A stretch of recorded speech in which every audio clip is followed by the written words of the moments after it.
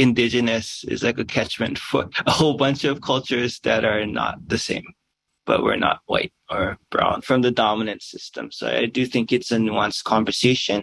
But I think one of the core things that are coming up for me and how to approach it, what I'm learning from the people who are mentoring me and my mentors and the people who are mentoring me in the next generation that I have the responsibility to employ is that the systems that people use in place hold metrics and practices and use cases that are really critical to understanding, because they have thousands of years of R&D and how people are able to live within a carrying capacity of a very specific ecology and geography. And I think something is lost when you have to go at scale and you use these broad strokes to describe what labor and what these things can look like. And it's the history behind these conversations that are happening now about what is actual workplaces. And that's super important. But I think it's equally important and rigorous to look into ancestral practices through the lens of economic development.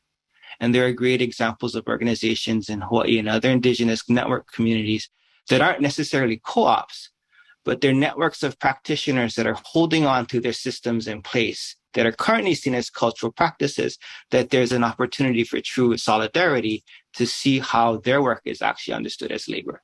How did their ancestors create equitable workplaces? What were their processes for distributing wealth? And have that not be fetishized or even romanticized, but to be understood as labor models that have proven to keep people fit and healthy and landscapes along with them until extractive forces came in and took them out.